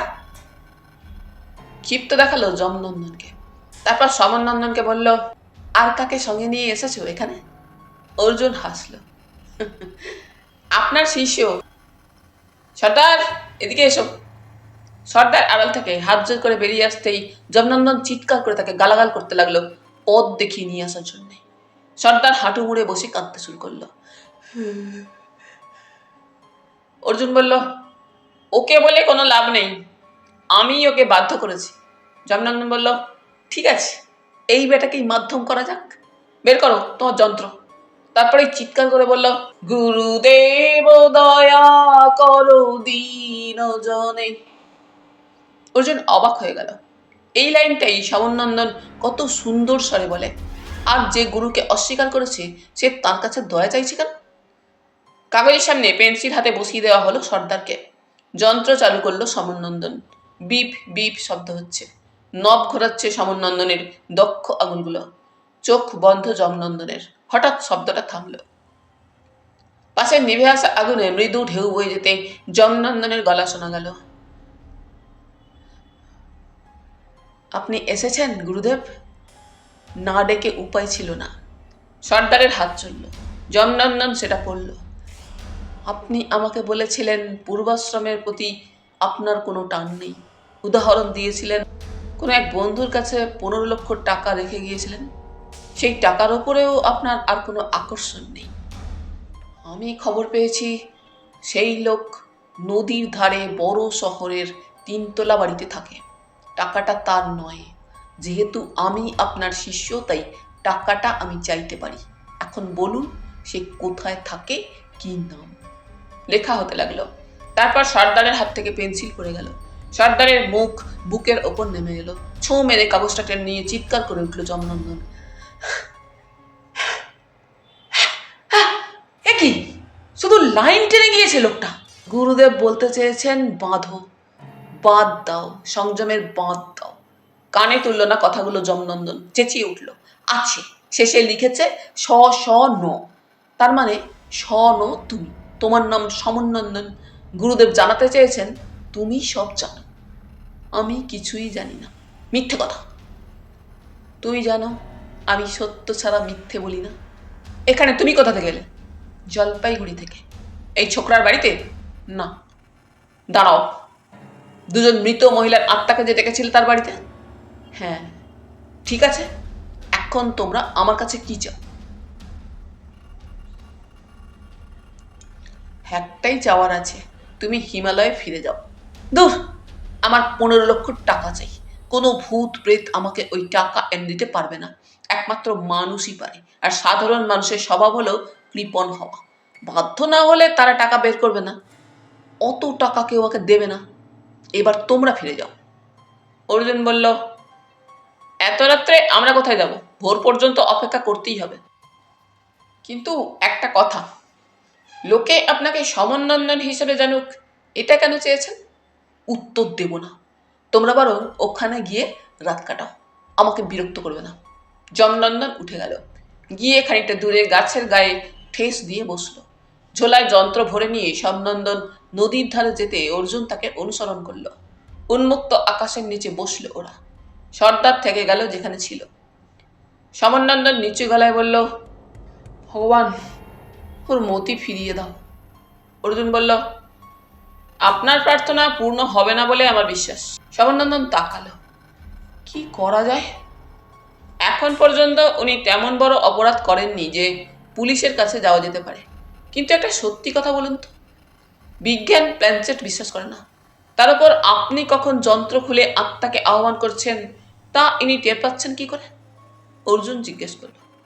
ও অমন বিদ্যায় সিদ্ধ, ও সব পারে। আমি একটু শুচ্ছি, আপনি লক্ষ্য রাখবেন যেন যন্ত্রটা চুরি না যায়। বলা মাত্র সমনন্দন ঝোলাটাকে আঁকড়ে ধরল। শেষ রাতে ঘুম এসে গিয়েছিল। অর্জুন যখন চোখ মেলল তখন ভোর হচ্ছে। পাশে সমনন্দন নেই। চট করে উঠে দাঁড়ালো সে। ওপাশে কোনো মানুষের চিহ্ন নেই। যমনন্দন বা সর্দারকেও দেখতে পাওয়া যাচ্ছে না। কিছুক্ষণ খোঁজাখুঁজির পর সমনন্দনকে আবিষ্কার করলো ওরা। হাত পা মুখ বাঁধা অবস্থায় পড়ে আছে। দ্রুত তার বাঁধন খুলে দেওয়া মাত্র হাহাকার করে উঠল সমনন্দন। কাল রাত্রে তার উপর বল প্রয়োগ করে বেঁধে রেখে ঝোলা নিয়ে পালিয়ে গিয়েছে যমনন্দন। যাওয়ার সময় সর্দারকে ওই সঙ্গে নিয়েছে। আপনি চিৎকার করতে পারলেন না? কি করে করব? পেছন থেকে কি একটা নাকের উপর চেপে ধরতেই। চলুন। কোথায়? এখানে থেকে তো আর কোনো লাভ নেই, এবার শহরে ফেরা যাক। কেন যে ঘুমিয়ে পড়লাম। ওরা হাঁটতে শুরু করলো। সেই ঝোপের কাছে এসে তাজ্জব হয়ে গেল অর্জুন। তার বাইকটা নেই, অথচ এই পথে এখন ভোরবেলাতে লোকজনও নেই। গেলেও কারো চোখে পড়ার কথা নয়। নিশ্চয়ই সর্দার যমনন্দনকে দেখিয়ে দিয়েছে। কিন্তু সর্দার স্ব ইচ্ছায় এত বড় বিশ্বাসঘাতকতা করবে বলে মনে হয় না। ওকে নিশ্চয়ই বাধ্য করেছে যমনন্দন। আপনার এই গুরু ভাই বাইক চালাতে জানেন? জানি না, তবে সে যে কোনো অসঙ্গত বিদ্যায় পটু। মানে বাইক চালানো আপনার কাছে অমঙ্গলের? না, ঠিক তা নয়, তবে বড্ড লাফায়, ব্যথা হয়। রেগে গিয়েও রাখতে পারল না অর্জুন, উল্টে হেসে ফেলল। হাইওয়ের কাছে পৌঁছতে প্রায় সকাল 10টা এবং সেখানেই সর্দারকে পাওয়া গেল। উপুর হয়ে পড়ে আছে ঘাসের উপর, জ্ঞান নেই, মাথার এক পাশ রক্তাক্ত। অর্জুন বলল, এতক্ষণে পুলিশের কাছে যাওয়ার সুযোগ হলো। লোকটার প্রাণ তার আগে বাঁচানো দরকার। কিছুক্ষণ চেষ্টার পর হাইওয়ের ওপর গাড়ি থামাতে পারল অর্জুন। অনেক অনুরোধের পর সর্দারকে গাড়িতে তোলা গেল। মালবাজারের হাসপাতালে ওকে ভর্তি করবার পর থানায় গেল ওরা। সমনন্দন মাঝে মাঝে শিশুর মতো আচরণ করছিল। তার সর্বস্ব নিয়ে চলে গিয়েছে যমনন্দন। ওই যন্ত্রটাকে সে রাখতে পারল না। এই দুঃখ কিছুতেই ভুলতে পারছিল না। থানার দারোগা এই সাত সকালে ওদের দেখে খুশি হলেন না। বিরক্ত মুখে জিজ্ঞেস করলেন, কি চাই? অর্জুন বলল, একটু আগে আপনাদের এখানকার হাসপাতালে গুরুতর আহত একজন চা বাগানের সর্দারকে ভর্তি করে এসেছি। আপনি কে? এই সাধু না ফকির, এর সঙ্গে কি সম্পর্ক? ইনি সমনন্দন, হিমালয়ের মানস সরোবরের তীরে সাধনা করেন। একজন অসৎ গুরুভাইকে সংশোধন করতে এসেছিলেন। সেই লোক এর কথা তো শোনেইনি, উল্টে এর যাবতীয় জিনিসপত্র চুরি করে পালিয়েছে। পালাবার সময় ওই সর্দারকে মেরে অজ্ঞান করে রেখে গেছে। অর্জুন বলল, ওর শরীরটাকে আমরা ডায়না নদীর পাশে হাইওয়ের ধারে পেয়েছি। ও হ্যাঁ, যাওয়ার সময় সাধু বাবা আমার বাইকটাও নিয়ে গিয়েছেন। আপনি কে? আমি অর্জুন। আপনাদের এসপি সাহেব আমার পরিচয় জানেন। আমি সত্য সন্ধানী। সত্য সন্ধানী? আচ্ছা, আপনি কি জলপাইগুড়ির? হ্যাঁ, ওহো, নমস্কার। আপনার নাম আমি শুনেছি, চোখে দেখার সুযোগ এই প্রথম হলো। হ্যাঁ, আপনি যে জায়গার কথা বলছেন সেটা এই থানার জুরিসডিকশনে পড়ে না, কিন্তু এ নিয়ে ভাববেন না, আমি ওই থানার খবর পাঠাচ্ছি। কিন্তু ব্যাপারটা কি বলুন তো, একে দেখে মানস সরোবরের সাধু বলে মনে হয় না। তারা তো বেশ বৃদ্ধ হন, সমতলে নামেন না। দারোগাকে এখন বেশ কৌতূহলী দেখালো। যেটুকু জানি তার সংক্ষেপে বলছি। দাঁড়ান, এই 3 কাপ চা নিয়ে এসো চটপট। না, 2 কাপ আনতে বলুন, ইনি অন্যের হাতের রান্না খান না। ও, অতএব খুব সংক্ষেপে ব্যাপারটা বলতে হলো অর্জুনকে। শোনার পর দারোগা বললেন, কি ডেঞ্জারাস লোকজন, ভূতের সঙ্গে এরা কথা বলে, আপনি দেখেছেন? না, আমি দেখিনি, তবে প্রশ্নের উত্তর মিডিয়াম লিখে দিচ্ছে এটা দেখেছি, অর্জুন বলল। এখন প্রথম প্রয়োজন আমাদের জিনিসগুলো ফেরত পাওয়া। কি কি জিনিস জানো? সমন নন্দনের ঝোলা আর আমার মোটর বাইক। সমন নন্দন, জব্বর নাম। অ্যাটেম্পট টু মার্ডার, ছিনতাই, ডাকাতি, সবকটা কেস একসঙ্গে। ও, যে নিয়ে গিয়েছে সে গুরু ভাই, নামটা হলো। কাগজে লিখতে লিখতে থমকে গেলেন দারোগা। জমনন্দন, অর্জুন বলল। সর্বনাশ। দারোগা কথা দিলেন, তিনি চারদিকে সমস্ত পুলিশ ফাঁড়ি, টহলদার পুলিশকে খবর পাঠিয়ে দিচ্ছেন। মোটর বাইকটাকে দেখতে পেলেই যেন জমনন্দনকে ধরে ফেলে। মোটর বাইকের নম্বর অর্জুন দিয়ে দিল। দ্বিতীয় কাজটা ছিল টেলিফোন করা। থানা থেকেই চা বাগানের ম্যানেজারকে ফোন করলো অর্জুন। সর্দারের আহত হওয়া এবং মালবাজারের হাসপাতালে ভর্তি করানোর কথা জানালো। মালবাজারের হাসপাতালে সব রকম চিকিৎসা সম্ভব নয়, তাই ওকে শিলিগুড়ি বা জলপাইগুড়ির হাসপাতালে যদি নিয়ে যাওয়া যায় তাহলে বেশি উপকার হবে। ম্যানেজার বললেন, তারা এখনই মালবাজারে যাচ্ছেন। ওরা যখন থানা থেকে বেরিয়ে আসছে তখনই টেলিফোনটা এলো। দারোগা চিৎকার করে ওদের থামতে বললেন। তারপর টেলিফোনের কথা শেষ করে এসে বললেন, আপনার বাইক পাওয়া গিয়েছে। ওটা তিস্তা ব্রিজের ওপাশে একটা ঝোপের মধ্যে পড়েছিল। সকালেই গ্রামবাসীরা দেখতে পেয়ে পুলিশকে জানিয়েছে। বাইকটাকে থানায় নিয়ে যাওয়া হয়েছে। আর আপনার মতো ওই বাইকটাও দেখছি বেশ ফেমাস। জলপাইগুড়ির ওসি দেখেই চিনতে পেরেছেন। আপনার বাড়িতে ফোন করে খবরটা দিয়ে দিয়েছেন। অর্জুন বলল, যাক চলে, এতক্ষণে মায়ের অবস্থা তো। একটা ফোন করব? নিশ্চয়ই। টেলিফোন করে মাকে নিশ্চিন্ত করলো অর্জুন। তার কোনো বিপদ হয়নি, শুধু বাইকটা চুরি গিয়েছিল। মা বললেন তাড়াতাড়ি ফিরে যেতে। মালবাজার থেকে জলপাইগুড়ি পৌঁছাতে বাসে ঘন্টা দেড়েকের বেশি লাগে না। পাশাপাশি বসে সমনন্দন একটা বড় নিঃশ্বাস ফেলল।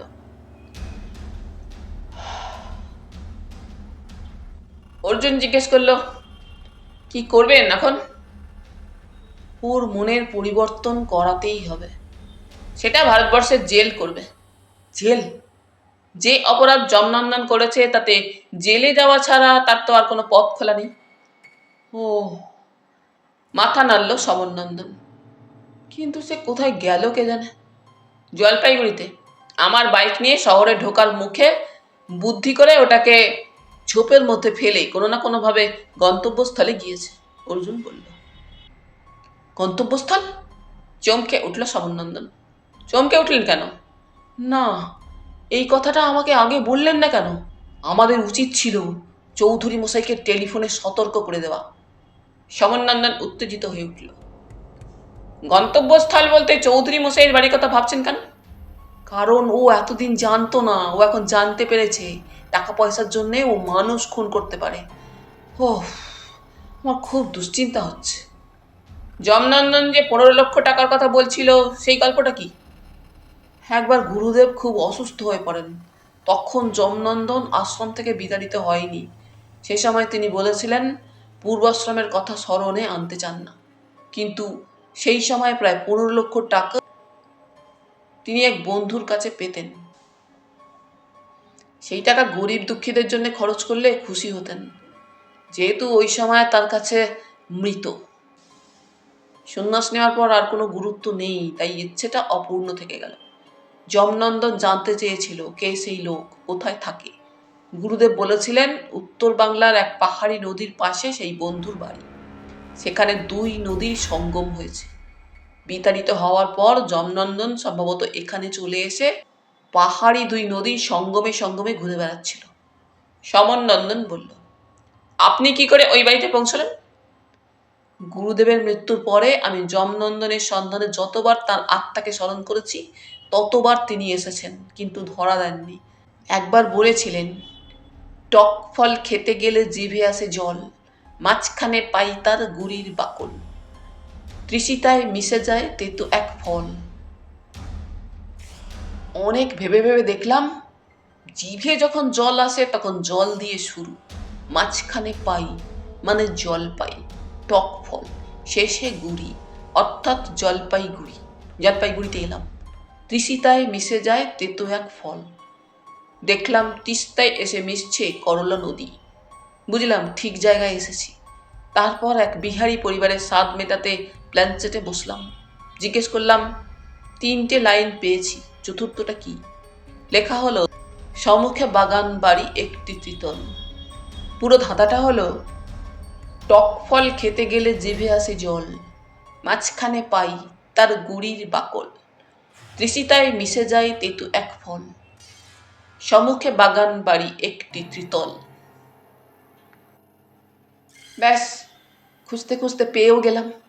আমি দেখছিলাম লোকটির বিবেক এখনো জাগ্রত আছে কিনা। প্রথম দিন তিনি স্ত্রী আর মাকে ডাকলেন। পরের দিন এক বন্ধুকে, যে তাকে 1.5 লক্ষ টাকা দিয়ে গেছে, যার নাম বিনয়। 15 নয়, 1.5 লক্ষ, হিসেব মিলছিল না। এই সময় যমনন্দনের কথা জানতে পেরে আপনার সঙ্গে বেরিয়ে পড়লাম। সমন নন্দন বলল, অর্জুন দেখলো বাস ময়নাগুড়িতে ঢুকছে। দরজা খুলে বনমালী অবাক। আপনি? সমন নন্দনকে এই সকালে সে দেখবে ভাবিনি। চলে এলাম। অর্জুন বাবু কোথায়? সে তার কাজে গিয়েছে। বাড়ির আর সব কোথায়? আর সব বলতে বড় জামাইবাবু দিদিমণি চলে গেছেন নিজের বাড়িতে। ছোট জামাইবাবু কালই ফিরে গেছেন কাজের জায়গায়। ছোট দিদিমণি শুয়ে আছেন, আর বুড়োবাবু ঘুম থেকে উঠে চুপচাপ বসে আছেন। বনমালী ফিরিস্তি দিল, চলো তার কাছে। বনমালী আপত্তি করল না। সমনন্দন চলে যাওয়ার পর থেকেই বুড়োবাবুর মন বেশ খারাপ। বলল, আসুন। চৌধুরী মশাই বসেছিলেন। হঠাৎ যেন ভূত দেখলেন। আরে আপনি? হ্যাঁ, তোমার কথা ভেবেই ফিরে এলাম। খুব ভালো করেছেন। ও বনমালী, ওর থাকার ব্যবস্থা করে দিই শিগগির। বনমালী একটু অবাক। সমনন্দন কাল পর্যন্ত বড়বাবুকে আপনি বলেছে। সে জিজ্ঞেস করল, আপনার রান্নার ব্যবস্থা করে দিই? রান্নার আবার কি ব্যবস্থা হবে? আপাতত একটু জল খাবার পেলেই হয়ে যাবে। আপনি আমাদের রান্না খাবেন? কাল পর্যন্ত তো খাননি। মত বদলেছি। গুরুদেব বলেছেন এ বাড়িতে খাওয়া চলে। বনমালী চলে গেলেই চৌধুরী মশাই বললেন, আপনার গুরুদেবের কথা বলেছেন? কি সৌভাগ্য। তুমি তার কাছে দীক্ষা নেবে? তিনি আমাকে দেবেন। চলো আসনে বসি। চৌধুরী মশাই তখনই তৎপর। বনমালীকে ডাকা হলো মিডিয়া হওয়ার জন্য। সে তো কিছুতেই রাজি হতে চায় না।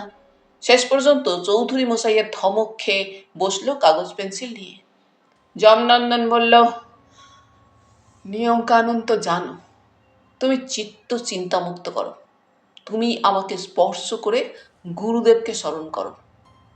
হাত বাড়িয়ে চৌধুরী মশাইয়ের হাত স্পর্শ করলো যমনন্দন, কিন্তু কেউ এলো না।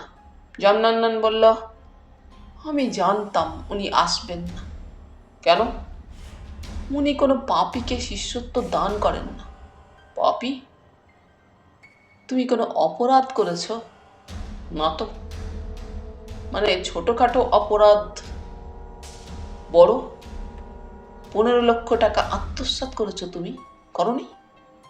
না না, আমার এক বন্ধু বিনয়, সে 1.5 লক্ষ টাকা আমার কাছে রেখে নিরুদ্দেশে চলে যায়। এটাকে কি আত্মসাৎ বলে? 1.5 লক্ষ নয়, 15 লক্ষ, চিৎকার করলো সমনন্দন। বেশ, এখনই আমি এর সত্যতা প্রমাণ করছি, আর সত্য যদি উদ্ঘাটিত না হয় তাহলে মুখে রক্ত উঠবে তোমার, কেউ তোমাকে বাঁচাতে পারবে না। আমি রাজি। বিনয়ের 1.5 লক্ষ টাকা আমার কাছে আছে, কার কোনো টাকা আমি আত্মসাৎ করিনি। আমি পরীক্ষা দিতে প্রস্তুত, চেঁচিয়ে বললেন চৌধুরী মশাই। 1.5 লক্ষ?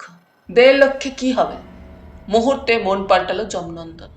বেশ, আপাতত ওই 1.5 লক্ষ টাকাই দাও, তারপর আমি গুরুদেবকে অনুরোধ করব। এই সময় সিঁড়িতে পায়ের শব্দ পাওয়া গেল। কেউ কিছু বলার আগেই বনমালী আসন থেকে উঠে দৌড়ে চলে গেল দরজায়। এই যে, এদিকে আসুন, বড়বাবুকে লোকটা চমকাচ্ছে। ততক্ষণে দুজন সেপাই জলপাইগুড়ির ওসি এবং অর্জুন ঘরে ঢুকে পড়েছে। ওসি গম্ভীর গলায় বলল, উঠে পড়ুন, পালাবার চেষ্টা করবেন না। যমনন্দন প্রচন্ড ঘাবড়ে গেল। হ্যাঁ, আমি কি করেছি? অ্যাটেম্পট টু মার্ডার, চুরি, ভয় দেখিয়ে টাকা আদায় করার অভিযোগে আপনাকে গ্রেপ্তার করা হলো। আপনার সাধুগিরি আমি এবার ঘুচিয়ে দেব। ওসি হাত করা পরিয়ে দিতেই সমনন্দন পেছন থেকে এগিয়ে এলো। ভাই যমনন্দন, গুরুদেব বলতেন অন্যায় পথ ত্যাগ করতে, তুমি শোনোনি, এখন প্রায়শ্চিত্ত করো। হাত করে বাঁধা অবস্থায় যমনন্দন ঝাঁপিয়ে পড়ল সমনন্দনের উপর। সেপাইরা তাকে ধরে ফেলে টানতে টানতে নিয়ে গেল বাইরে। সমনন্দন নিচু হয়ে তার ঝোলাটা তুলল, যন্ত্রটা ব্যাগে ঢোকালো, তারপর হাত জোর করে বলল, ওকে দেখে বিভ্রান্ত হয়ে নিশ্চয়ই ভেবেছিলেন আমি এসেছি। আমি খুব দুঃখিত, এবারে আমাকে বিদায় দিন। চৌধুরী মশাই বললেন, কিন্তু ওই টাকাটা? অর্জুনবাবু তো ঠিকই বলেছেন, সেবাশ্রমে দিয়ে দিন, মানুষের মঙ্গল হবে। চৌধুরী মশাই জিজ্ঞেস করলেন, আপনি কোথায় যাচ্ছেন বাবা? মানস সরোবরে। ধীর পায়ে ঘর থেকে বেরিয়ে গেল সমনন্দন। তাহলে বন্ধুরা, আজ এই পর্যন্তই। গল্প পাঠ তোমাদের ভালো লেগে থাকলে তোমাদের কাছে আবারও অনুরোধ থাকলো, লাইক, শেয়ার এবং সাবস্ক্রাইব করে তোমাদের মূল্যবান মতামত পাঠানোর জন্য। ধন্যবাদ।